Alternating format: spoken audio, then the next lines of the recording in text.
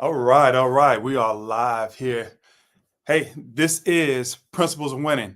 We all want to win in life, and I believe we all can. I also believe success is a choice, and there are no secrets to winning. There are only core disciplines, habits, and principles that lead to success. Yes, some of us have it harder, some of it has it easier than others.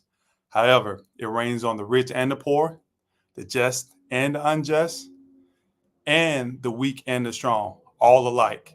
But it's up to you, it's up to us to rise above those clouds. There's a better view of success and a better view of winning when you get up there. And Principles of Winning is here to help you elevate.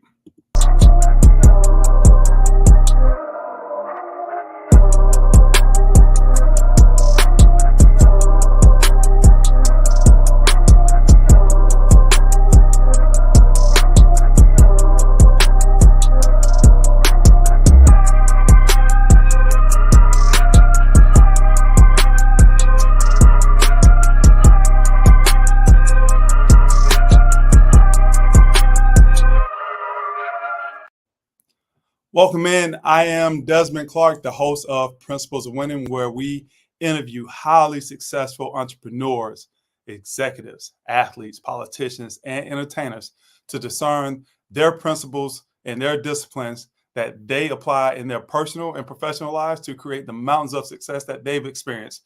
So you and I, we could continue to develop our personal and professional success playbooks for our own lives. Before we get into today's guest, hey, I want to thank my brother, Ralph Wilson, the site leader for DHL Supply Chain in Baltimore, for coming on last week and giving us a great interview and dropping so many insights on effective leadership and how he is able to go from site to site and make whatever site he's at and he's leading one of the best sites for DHL Supply Chain in this nation. Hey, this episode of Principles of Winning is brought to you by Des Clark Speaks. Des Clark Speaks is your preferred keynote speaker and corporate team development specialist. We help executive team leaders like you create pinnacle team success by establishing principles of winning. If you want to learn more about how we can help executive leaders like yourself build championship level corporate teams, go to Des Clark Speaks, and that's DEZ ClarkSpeaks.com for more information and sign up for our free executive roundtables. Now let's get to today's guest. Today's guest, his name is Derek Thompson, a friend of mine, and he is a self-taught entrepreneur who embarked on this journey starting in high school. Today, as the founder of TNT Creative Group, he has built a thriving digital media agency with a team of 14. He takes pride in not only building a successful business, but also spearheading two impactful outreach initiatives dedicated to supporting and enriching his community. And he also is the founder and co-host of Pick'em Pros, which is a sports show that he started with his now 14-year-old son. And sometimes they even let me come on and co-host. Without any further ado, let's bring on Mr. Derek Thompson. How you doing, Derek? Hey, I am doing great. How you doing, my man? I'm doing well, man. I'm doing well. And man, this is such a privilege for me to have you on today. We've been friends for going on 3-4 years now. Yes. And it all started just you doing what you do. You're out for the Chamber of North Raleigh, shooting all of the footage and everything. And I came down to speak for the North Raleigh Chamber, and that's where we connected at. And it's been hey, like two peas in a pod ever since. So hey, thank you for your friendship, and most of all, man, thank you just for being who you are to me and to other people. But let's get right into it. I don't want to waste too much time. We got a lot to talk about. We do.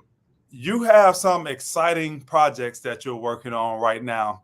Tell us the thing that you're most excited about right now, and the reason why I'm smiling because I got a little bit to do with that.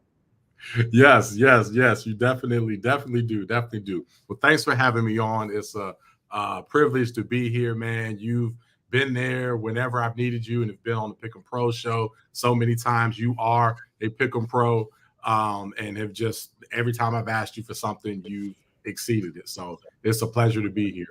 Yeah, the project that I am most excited about right now with our digital media agency, TNT Creative, is a documentary movie that we are putting together with Mr. Desmond Clark to tell just the heroic story of when I just couldn't even imagine being in this situation, but when your son was kidnapped and you went to Gambia, Africa to rescue him. We have the honor and privilege to help tell that story. And I couldn't be more prouder of that project. And we kind of debated a little bit before we came on. Hey, how much of this we wanted to give away, and I think it's time. I've put just a little bit of stuff out there about that, but we're at a place now where I think, hey, it's time to start to talk about it a little bit. So letting people know what's going on. And man, it was such an experience that I went through. It still get really emotional right now, me talking about it, but I couldn't pick a better person and a better organization to get that done for me. When you think about this story, what comes into play for your creative agency? Because this is something that you guys haven't necessarily done like a full length before. Right. What goes into this for you? Man, so much goes into this for us. So, like you said, our experience is certainly storytelling, but we tell stories in more of a short format. So this will be the first, feature length presentation that we put together. So some principles are the same, but definitely there's some new ones that come along with this, in terms of the budget that we're working with, the time frame that it takes to put this together, all the layers of bringing in the narration to what we've captured with you for interviews, to B-roll, where are we going to film, what locations are we going to go to. There's so many pieces that go into this, and the planning and strategy, of course, as you know. This is a wonderful challenge, and we're looking forward to knocking this out of the park. And we feel this is going to put us on the map to do many more projects like this. Now, this is Principles of Winning. And we talk about disciplines, we talk about principles, and we talk about habits of winning. I'm gonna put you on the spot here. What makes you believe that you and your crew over there at TNT can make this a winning project? Yeah. I have an amazing team. My team always steps up, and that's the key to success, is to build a winning team. And I have a winning team. Shout out to my vice president, Michael Sims. He did an amazing job of interviewing you to capture footage. I mean, it's something that I thought might be a 2-hour interview. He made it a 5-hour interview, and he took that conversation in areas that I didn't think, it was going to go. So, I mean, the footage that we already have is amazing. And it's a matter now of putting the icing on the cake. So my team is why I'm so confident of that. I'm always writing checks that they have to cash. So that's one area. But the other area, which I'm sure we'll dive into, is just my upbringing, man. I saw, I had 2 wonderful parents, that showed me that anything was possible. And they showed me not by necessarily telling me, although, they did here and there, but more so was the actions and what they introduced me to and what they exposed me to. So I grew up, seeing, my parents and their network and everything. And I just had no reason to think that, I couldn't do anything. I knew that I could do whatever I set my mind to. So if anything, sometimes I can be a little overconfident by that upbringing.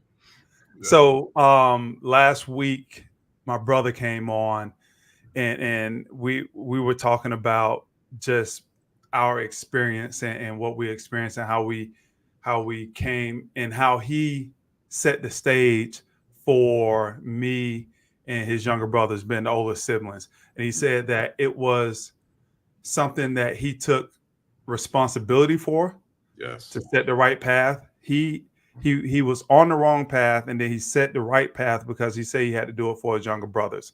Yep. And I'm telling that story to talk about the experience. I was able to see him go and do something different and get a great work ethic. That's where I got my work ethic from. Mm-hmm. You were able to see, as you told me, a group of black men that was dressed up, and they were getting ready to go to conferences. They were doing big things out in the community. And because you got to experience that, Mm-hmm. you said, okay, if they can do it, I can do it. How Yes. big is experience when you think about it? How much of that is contributed to how successful people can be? Oh, I think that's can be everything. You really need to have a model to follow, and it doesn't always have to be through words, although words are so valuable, but actions are just as valuable, if not more. And to be able to see that growing up did everything for me, and that's why I do all the things I do with my son, because I know how important it is for him to see people doing certain things in the community. And that's why through our foundations, that's why we work so hard to introduce kids to tech, and we have guest presenters come in every single day of our summer camp, because I feel that is the spark in what truly pushes people.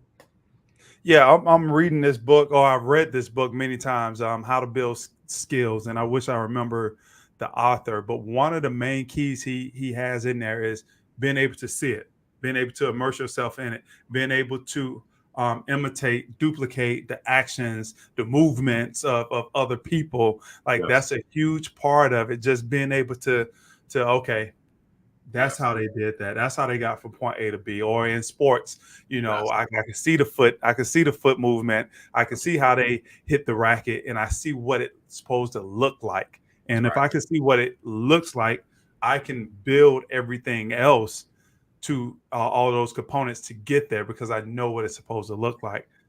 That's why. Go ahead. I was going to say that's why you have so many siblings that are in professional sports, because they had that model, they saw it. That's why you have so many children of athletes that then go on to make it, and then children of successful CEOs and leaders. There's no secret to that, because they not only see the model, but they also don't overestimate other people. Mm-hmm. That's something a lot of times we do that. We overestimate folks. We see people, especially in this day and age, it's so easy to overestimate. You just look at social media, everybody's balling. Everybody's successful. You know what I'm saying? Because that's all we're going to put out there. So we look and we think, oh my gosh, everybody's just so amazing and killing it. Look at me. I'm not doing half of what they're doing. And a lot of times we overestimate. There's a great book, The 4-Hour Workweek, that I just love, by Tim Ferriss. And he had a exercise where he was at an Ivy League school, and he had a group of brilliant kids, and he gave them a challenge to get in contact with a few just unreachable people, the president, Oprah Winfrey.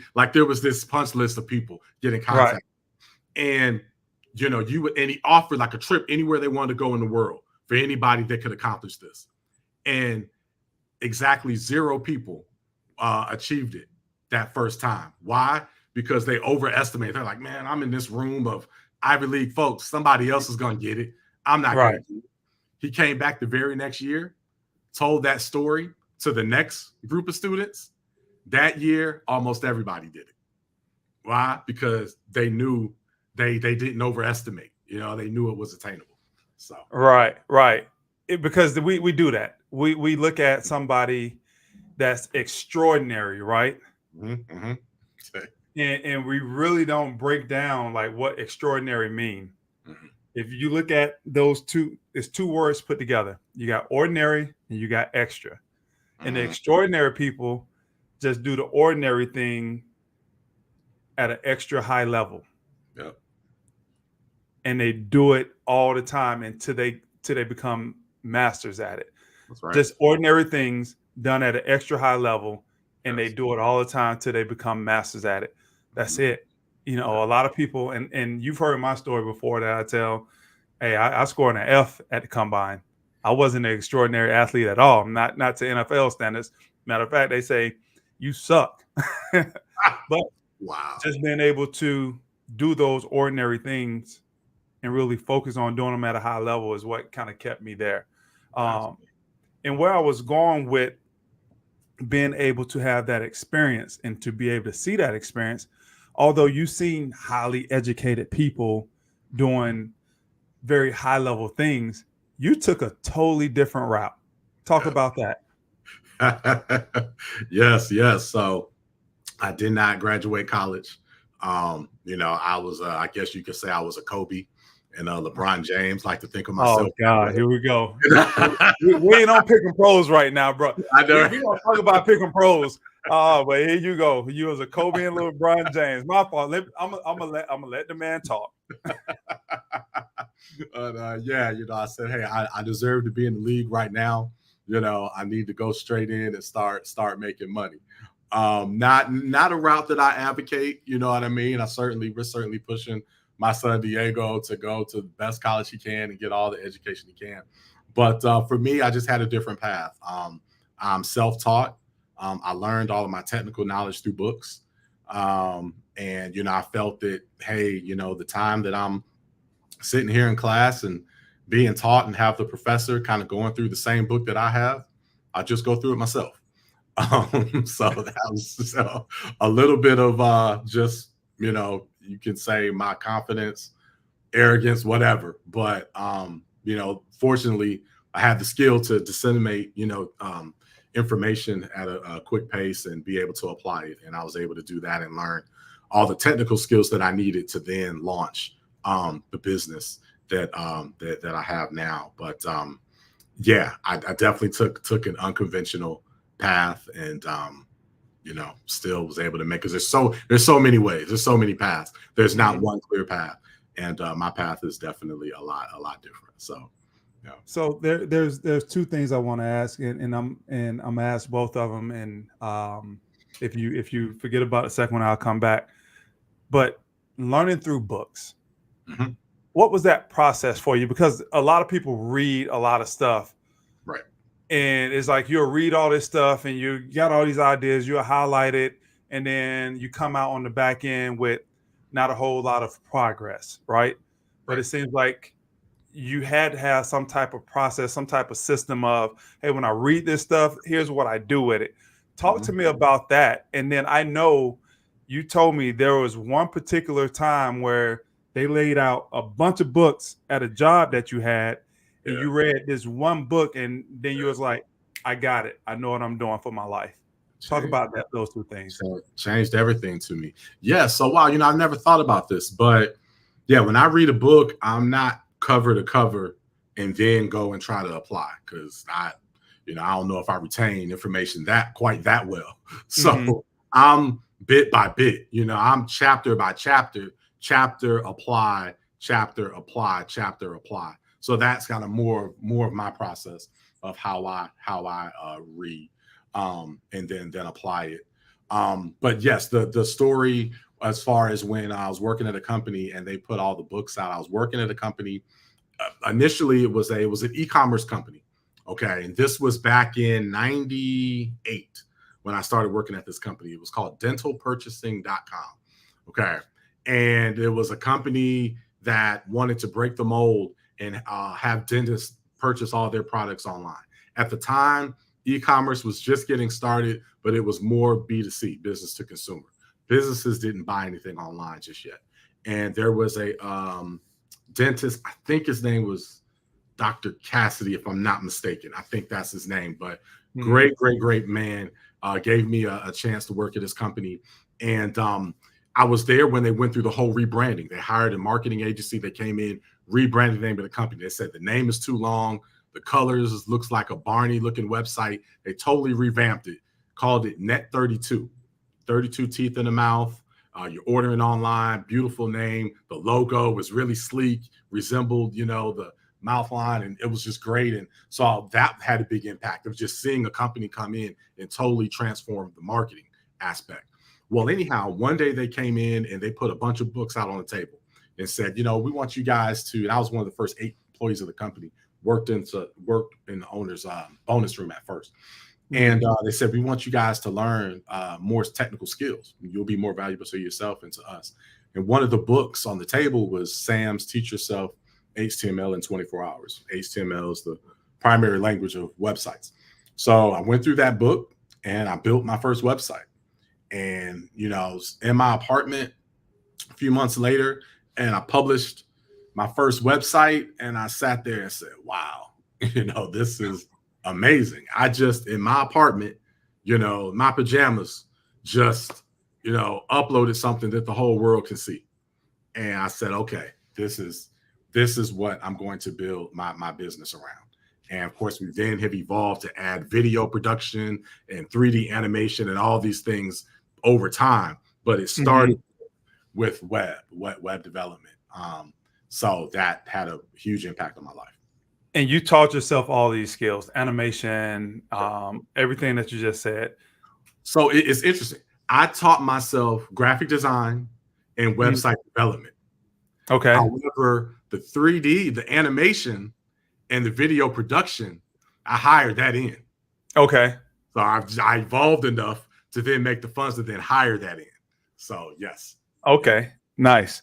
Nice. So you went the path that you went, right? And now you're here. Right. Talk to me and really give me that list of disciplines, habits, principles that you developed in that time where, hey, you was working for other people, you started your own business in high school, you had the ups and downs. It wasn't that direct path, but then you found your path through all of that. What were the top 3 to 5 disciplines, habits, principles that you developed to help you be successful, not just as a business person, but as a man, personally and professionally?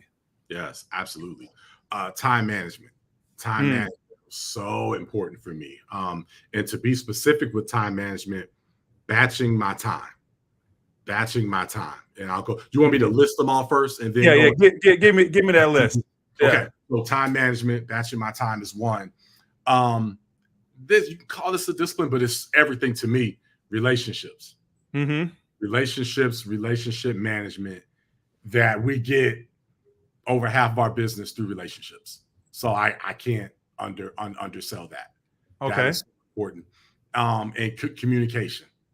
Communication absolutely would be the other. And the last one, again, I don't know if it's a discipline or whatnot, but being authentic.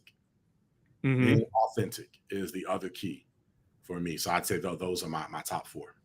Okay, so let's go back to the time management, because we hear that all the time. Time management, and I listen to a lot of really smart people on YouTube, and I read about I read some really smart people. And the one thing that I've learned just over the last couple of weeks is that, hey, when you have certain skills, right, you can say, hey, I learned time management, and there's probably 5 to 10 points that goes into that bucket of different things that you had to do to actually learn that. But the person that's coming up and haven't built that skill of time management, they don't understand what that means. So break time management down into those bullet points, so that person that's trying to build those skills and trying to become that ultimate winner, they understand what time management means. Yes. So for me specifically, number 1 is batching my time. And what I mean by that is, you know, not moving from, you know, item to item to item that's so different. Meaning, you know, we're having a meeting, and then I'm gonna sit here and work on, you know, this project, and then I'm gonna sit here and make a call, and then I'm gonna move on to writing a proposal. And you know, when you're there, it's hard to really be effective. So what I try to do as much as possible is I batch blocks of times for certain activities. So I try to have all of my meetings on certain days of the week, if at all possible. Of course, I make some exceptions here and there, but I try to have heavy meeting days. Okay, I'm in meeting mode. I'm killing it on my meetings. As far as days where I have to sit down and just go through tasks that I have on my own, try to have a day for that. If I have to go out in the field, I try to batch those together.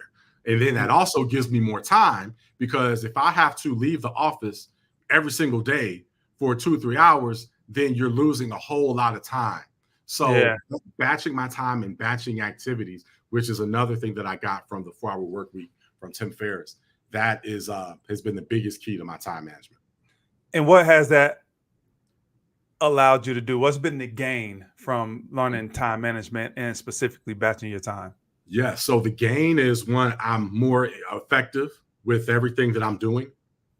And I don't lose, I have more time in my day because I'm doing the same type of activities on a certain period of time. So I'm not having to transition. Because, if you transition from something that's totally different, then it takes you a while to get into that mode, and that's lost time. And, right. Time is everything. And listening to you, I think one of the benefits of that is just being able to be focused. Yes. Because like you said, as you transition into one thing to another, now you got to switch your focus. Man, I was deep. I had deep concentration into this right here on my meetings, but now I got to go and switch it to a proposal, but I'm still in meeting phase, right? I'm still thinking about what was said in that meeting, but now I got to switch it to proposal. Exactly. So it feels like, to me, it will allow you to get into a deep concentration and deep focus type of mind frame by batching all similar activities together on certain days, certain times. That's right. Yeah. No, and relationship management was your second one. And I love this.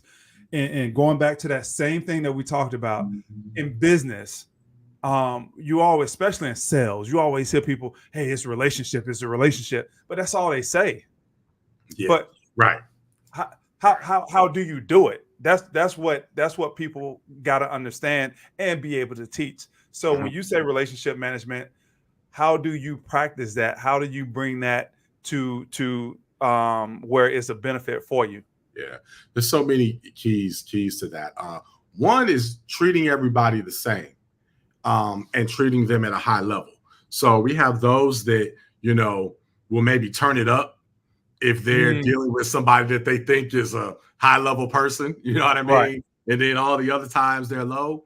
Well, you never know who you're interacting with, you know what I mean? And it's hard to then go up and down. So if you just have that same meter of, I don't care who you are, I'm gonna give you the exact same energy, and that comes off a certain way. So that's certainly one key to that. Another with relationship management is, when I go into relationships with people, I try to see, okay, how can I help them? And most people do the opposite.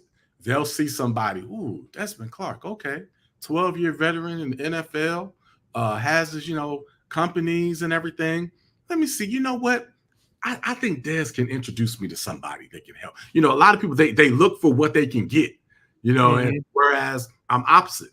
When I met you, it was, hey, Des, man, how can we make this presentation the best that it possibly can for you? Is there anything else that we can do to help you?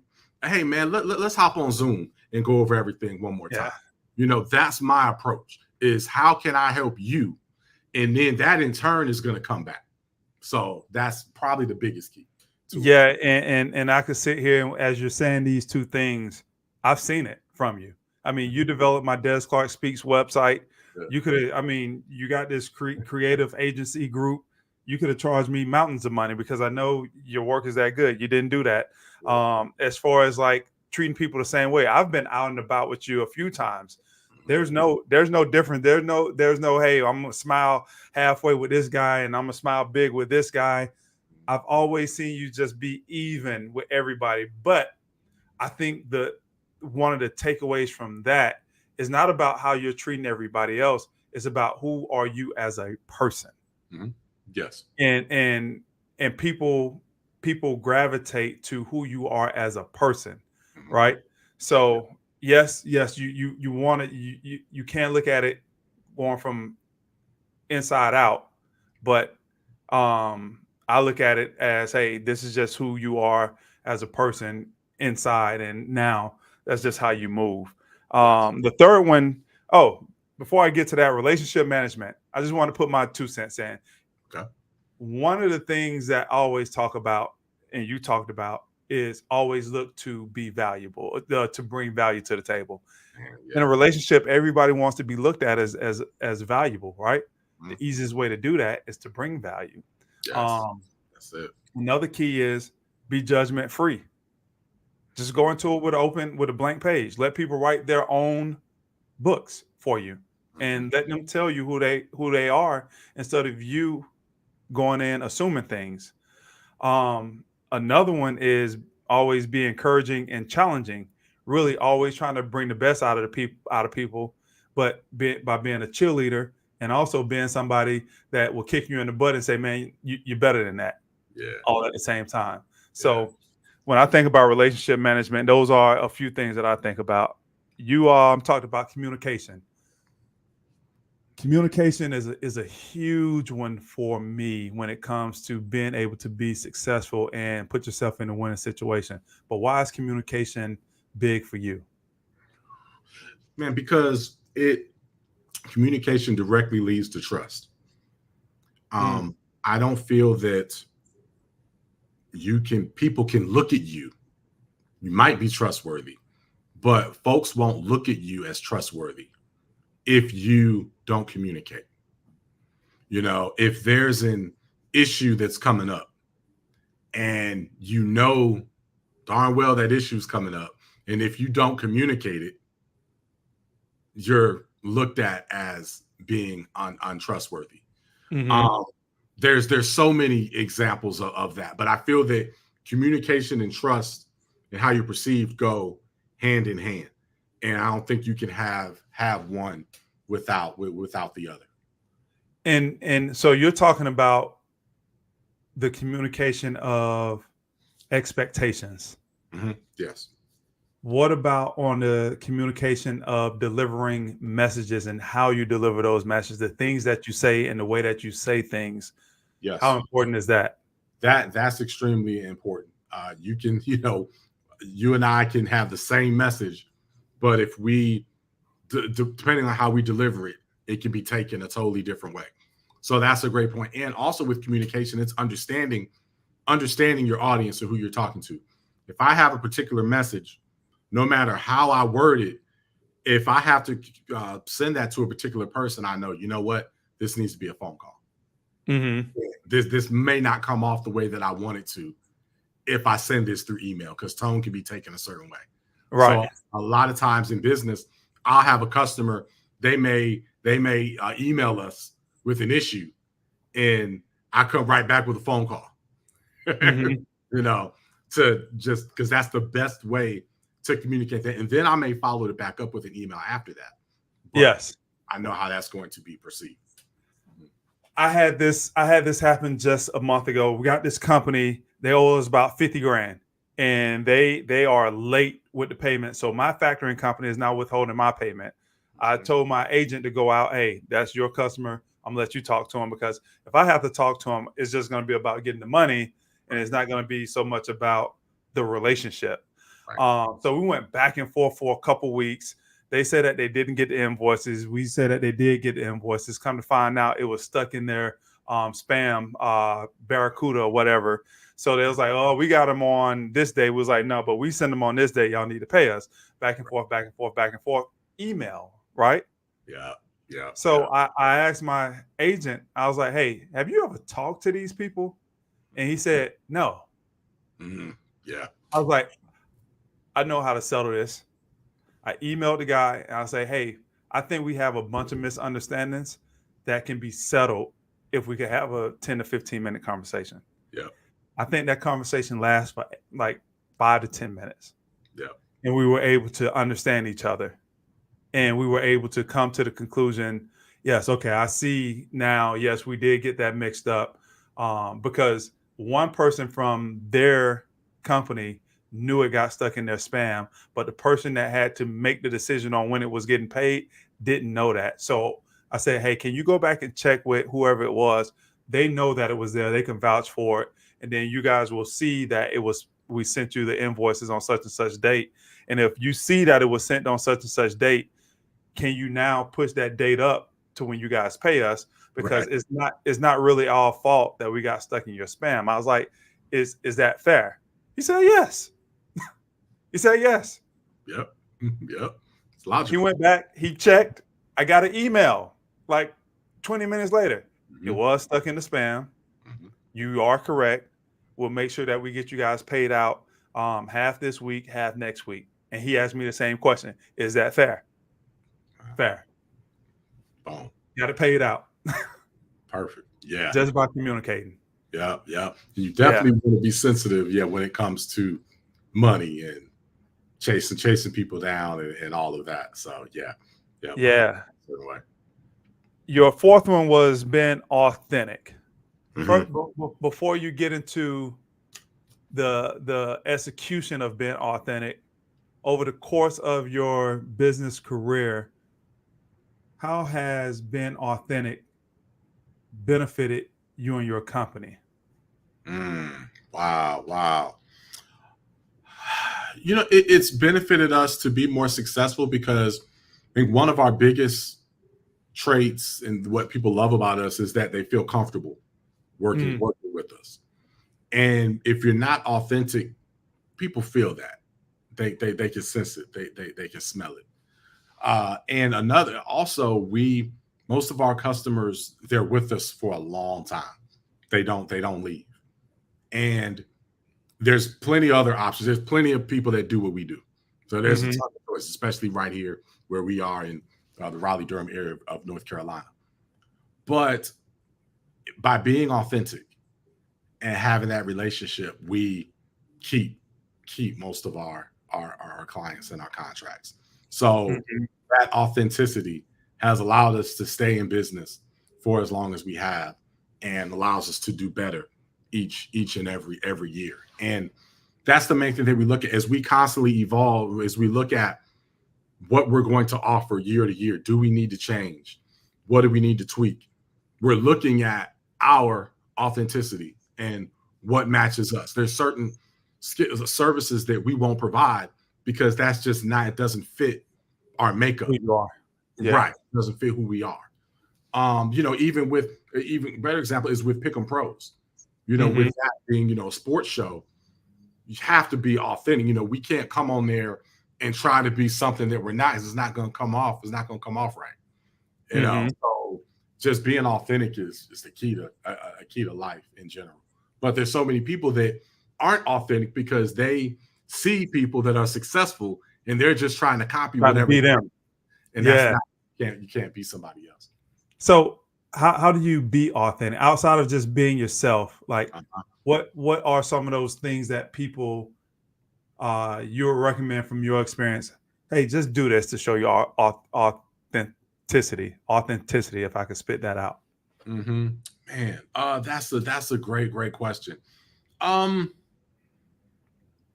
that's hard. I say, because again, I'm just being myself. I'm not trying to be, what somebody else is. So, well, I say one thing, it's for your dress, the way you dress is one way, right? Being authentic. How you carry yourselves, being authentic. I know in some forums, you know what I mean? Hey, I'm a big Michael Jordan fan. I'll wear my Air Jordans if I want everywhere. Everywhere. Every time you see me, I probably have, unless I have a suit on, which I know some people will match that and whatnot, I probably have a pair of Air Jordans on. But that's me, and our work speaks for itself. So if you don't want to do business with me because I have a pair of Air Jordans on, you're probably not the right client for me anyway. So I'm okay. Right. You know what I mean? So I would say one of the bigger things that people can do to be authentic is tell their story. Like tell your story. Yeah. Because you say by being authentic, the thing, I think the greatest thing that can come from that is people get to know you. Yeah. Yeah. So telling your story and being very, very open about it and saying, hey, this is who we are. This is who I am. This is how we do business. Yeah. Here's my beliefs. about doing business. And, what you see is what you get. Yes. Yes. And, Yes. and telling people your story, That's when you right. can tell people your story now, there's going to be parts of that story because a lot of us have similar stories. I don't care what background we come from, but we all have this arc in our stories that are similar in different points. Right. Once they understand those things, now they feel like they know you better. That's right. That's right. And also with our faith, we Mhm. don't hide that. And Right. there's plenty of successful brands. You see, the most successful brands don't hide that. You look at Chick-fil-A and look at others. So, Mhm. just it's never going to hurt you. Being Right. authentic is never going to hurt you in the long run. Yeah. So those are your top four: time management, relationship management, communication, authenticity. Yes. Those are the things that help to drive you to where you're at right now, where you get to enjoy the success that you have in life. And let me just ask you: do you feel like you're winning in life? Absolutely. Yeah. Absolutely. I definitely feel like I'm winning in life, man. I'm able to go to all of my son's games. I haven't missed a game to date. I'm able to I take him to school every day, pick him up, make all the games. Able to, do anything that my wife needs. Um, there for my extended family. Yeah, and those are all things that I'm able to do. Also as a result of being an entrepreneur, being able to make my own schedule. So that definitely is something that I'm proud of for sure. And so that sounds really, really peaceful and easy. What's what's the dirty side of that? What's that side that allows you to get that peacefulness, that grind side? What's the opposite side of that? Des, man, that's why you asked it.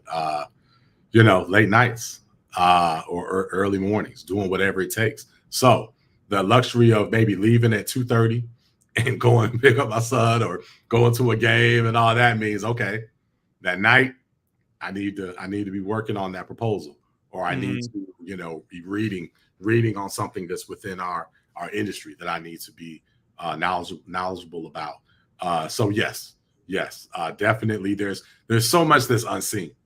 There's Right. so much that's unseen that people just don't know about. And I remember early in my career, I had a lot of peers that attempted to do what I did because they thought it was easy. Um, Mhm. and then they got into it and learned that there's a whole lot more to it, especially when you get to the level to where then you have staff, you have people, you're responsible for them. Yes. Realize that that's a whole nother ball game. Payroll doesn't wait.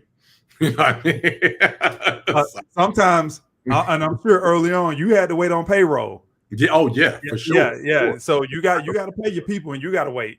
Yep, yep, Yeah. absolutely, absolutely. So yeah, there's a whole lot that goes into it. And it's not for everybody. There are pros and cons for sure.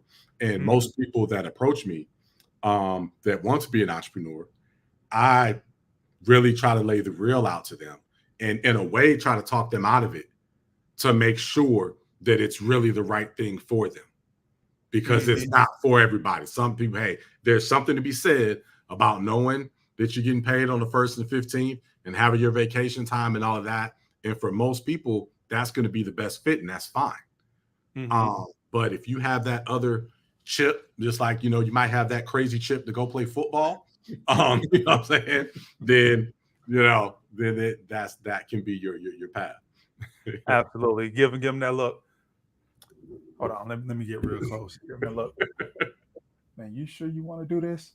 Are you sure you want to do this? That's how you be talking to him. Yep, yes, Yeah. yes, yes. Talk to me about Pick and Pros, man. This is something that you started with you and your son, and you guys been doing this for 3-4 years now. And even with that's turned into a. I know you do it for fun, and you do it because you get to do something with Diego. If y'all don't know about Diego Army, y'all need to go look up Diego Army. That is I almost call you Diego. That's Derek's Mhm. son. The kid is a bright kid that and a very confident kid, especially when he's winning. He could talk some trash, but tell me how Pick and Pros got started, Man. and tell me where you guys are at with that. Man, and you talk about authenticity. That's one of the most authentic things that we have. So that started, he's 14. I just turned 14 recently. And I say when he was like 9, 10, we'd be upstairs watching the games, analyzing it, talking junk about players, ourselves, going at it, just doing what we do, just going at it. And my wife literally, she paused the television. She heard us from downstairs, paused the television, my wife Kesey, and came upstairs and said, "You guys need to do something with this." She said, "I really think you need to have a show. I think it would resonate. I think people need to hear you're funny. They should hear your dynamic when it comes to sports and just see your relationship and all of that." Didn't have a name, didn't have anything at the time, just said you need to do something with it. And I heard her, I agreed with her. But again, the life that I have, I was like, when am I going to find the time to do this? So I sat on it for a good year and a half at least. I sat on it. And finally he was 11, and it was the same thing back and forth. And we were picking certain games, we would be right, often. I said, man, we can, I really know we can do this. And I said, okay, he's still young. If I don't do this now, it's not going to have the same appeal if I wait until he gets older. Don't see anything out like this. Let's do it. Like everything, let me batch my time. We'll find certain time to do it all one day of the week. And we'll just start with just a 1 week, one day a week show. And so we started when he was 11, right before he turned 12. We started, and he's 3-0 in picking Super Bowls, and has a pretty good record overall. And it's not just about picking, but we give our storylines and talk about the games. We give money to causes. We do a lot with the show. So it's a great family-oriented show that you are a huge part of, and appreciate you and helping to get us to where we are now. But it's a passion project, but it's a passion project that is becoming more and more successful. So I'm super proud of it. Yeah, man, I've seen it grow the last year, and 2/3 of a season that I've been on there during the football season, man, and I'm proud to be a part of it now. I'm out telling everybody, hey, man, you gotta go check out Pick 'em Pros. Like that's what we do. Yes. So the last thing for me, I just want to talk about how, because you mentioned teams. You say that's how you win, by building teams. You sent me this book right here last year, 2 years ago. And you say it's one of the best books that was given to you, as far as helping you develop your business mind. I believe that trust is at the foundation of building great teams. Yes. What goes into you building your team? How have you been able to build that championship level team there at TNT? Man, I'm so proud of my team. First starts with my wife, Kesey, Michael Sims, my vice president, Jackie, Pomalis Moody, vice president, Summer Olson, who social media, Jocelyn, Aaron, Ross, so many, on our team. And the comment, what I look for most, and actually I got this from Bill Parcells. I look for people that love what they do. That's one thing I look for in building my team. If you get people that kind of casually are doing it, they're doing it for other motives, they're not going to give you their all. So that's one of the main keys I look for. I look for good people, people that are trustworthy, that those are the kind of, and just have positive personalities, because we're going to deal with issues. And so I want to know, okay, are you the type of person that's going to then freak out, on me, or are you going to have enough composure to be able to keep it together and have a positive spin, and let's work through this. So those are all things that over time I've been able to develop and been able to hire well. Did not have that at first. I made some really bad hires early on, and learn, but All it takes is 1 or 2 bad ones, and but you're gonna learn quick. Like touching Yeah. that stove. If you don't, you're gonna be out of business. That's right. Yeah. And it's not all about, early on, man, I thought it was about processes, man. Oh, man, the McDonald's method, just have everything laid out, be a good leader. Anybody can do it. No. All that's important. You need to have great processes. You need to be a good leader and all that. But the people are so important.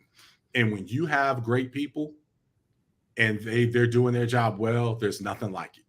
Mm-hmm. You have bad folks that can't execute, there's nothing like it. It's one of the things that, hey, whether it's good or bad, somebody asks you something, you can always be like, that's amazing. Yes. Good or bad, man, that's right. amazing. Right. Okay, so now you talked about all these individual qualities, right? But now what's the thing that makes these people a team? You as the leader of your company, how do you make all of these individuals a team, or how do you influence all of them to be a team? Yeah. Giving them ownership. You know what I mean? Showing them that I believe in them. I love on them, man. I love everybody with us, and they know that, they feel that. And then you are a big teddy bear, man. Yeah. I must say that. Yeah. Yeah, man. Yeah, that's my thing. I take pride in that. And then that comes out of them. It's hard for, okay, if I'm up here loving on everybody and doing that, then it's hard for somebody else to be grumpy and not really pass that along. So I just really encourage everybody. And it's great because one of the proudest moments was when I was going back and looking at footage of we were working on an internal video. Mm-hmm. And I was looking at some of our teammates, and they were interviewed, and they were asked, and I wasn't around, mm-hmm. and they were asked what some of their what their favorite thing is about working at TNT Creative Group. And so many of them said, man, I love our team. You know what I'm saying? We truly, enjoy being around each other, and I was like, wow, that really, hit me. Because they didn't have to say I was nowhere to be found. So, right. So that just goes to, hey, you built a good culture. You have great team dynamics, mm-hmm. and you pick the right people to build that team with. Absolutely. Did I miss anything, Derek? Man, so I have a question for you, because you brought up the book, mm-hmm. The trust book. That shout out to Louis Broadnax. He was a manager of mine at Lenovo, and he recommended that book to me and had a huge impact on my life. So shout out to him for that. But I'm fascinated by what other entrepreneurs, business leaders read. Yeah. Okay. Yeah. What are some of the things that you read? See, that's why I always ask that question at the end, because we'll be going. And we talked about this before, and I was supposed to bring it up, and I didn't. So I don't know how many people listen to Myron Golden on YouTube. I listen to Myron Golden all the time. He's a pastor, but he's a businessman also, and he relates a lot of biblical passages and teaching to concepts to doing business. And I was listening to something a couple weeks ago, and he talked about this book right here, Key Persons of Influence. And he was talking about, how do you become a key person of influence? Like someone who, when it doesn't matter, when they say, hey, I have an offer or I have something, it's just yes, right? I don't even know what it is. But I know that that key person of influence, whenever you put your stamp on something, it's going to be something that's good and of quality, because you've proven that time and time again. One of the things that he talked about is your reputation preceding you, right? Everybody's reputation precedes them. That's not the end of the ball game. When you score points and get ahead is when they meet you and the reality exceeds the reputation. Yes. Because it's a lot of people out here, Derek. Mm-hmm. Hey, they doing it on social media. They got all the the website, and it sounds real good. And then when you get in there and you pay them for coaching, or you pay them for whatever it is, and then the results fall flat. Yep. Yep. And it's like, what? Come on, man. I had so many expectations and the reputation of this person, and then the reality of that person or that company or that product falls flat. So he was talking about that when he recommended reading this book. So this is a book that I'm actually reading right now. I can't vouch for anything on it. I will later, but it's Key Persons of Influence by Daniel Priestley and Kevin Harrington. And Kevin Harrington, people may know from the Shark Tank. Oh, yes. Yeah. Okay. So it's the 5-step method to become one of the most highly valued and highly paid people in your industry. And the other one is this, Business Secrets from the Bible by Rabbi Daniel Lapin. And I bought this book when I started Bear Down Logistics because I didn't know anything about the industry. But I feel like if you just do good business and continue to learn about the industry, you'll get there. So I bought a bunch of books just to, hey, if I'm going to go into business, I'm about to sink all this money into it. I just want to kind of brush up on business. And then it had the biblical applications to it about how to do good business and why you should be doing good business. One of the things that I learned in this book, Derek, that kind of opened my eyes is a lot of people, we want to do good charity work, right? Right. And the best charity that you can do is building a great business. Yes. Because you know why? You say you got 14 team members. You created something that helped all 14 of those people just provide for their families. That's right. And then because you built a profitable business, you're able to take some of that profit and go out in the community. That's right. And give it to worthy causes. Yes. That kind of, I was like, oh man, a lot of people go broke trying to be a nonprofit, right, and trying to be charitable, right? And it kind of flipped my whole dynamic about, let me focus on this business so I can do more in the community, and I can help a lot of people. And it shaped the way I wanted to do business. My whole business model now, in a very simple form, is how can I help my broker agents be successful? They go out, they go get the business, they bring it back. I need to provide all the tools, the resources, the processes, the systems, partnerships, and the people behind the scenes to help them execute on what they're out bringing back in. That book gave me that mind frame. Yeah. Oh, that's phenomenal. And what's that book again? One last time, the second one?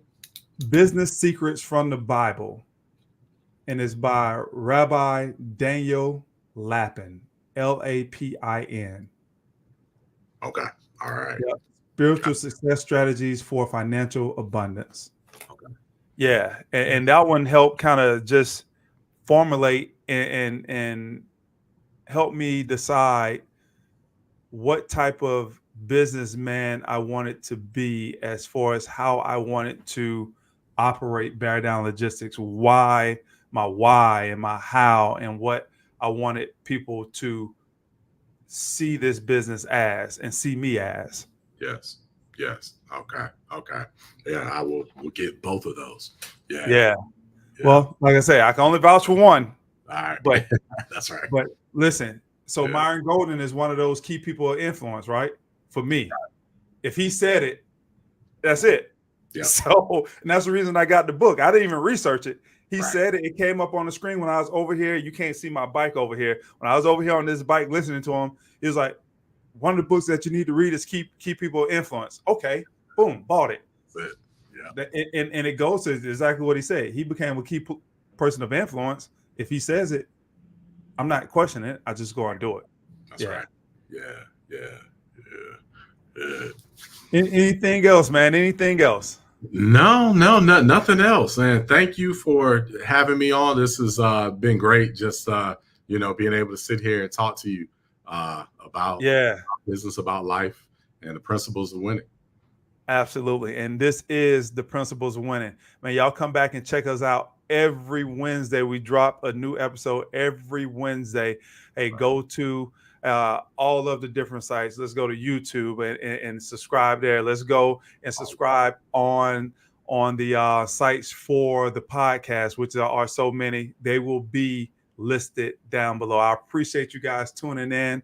And take these keys. This last thing I'm going to say, a lot of times you listen to these things and you hear these amazing people talk. You hear how they got there, and then you go right back to doing the same thing that you were doing. Take one thing away, apply it. Do like Derek. Take one of these chapters from this conversation, go and apply it. And once you apply it, if you want to come back and listen to another chapter, do that. But at least take one and apply it. And then you'll be making steady progress. And that's what we're all about here. It's about helping each and every one of us be winners, because we all can. This is Principles of Winning. We'll see you guys on the next episode.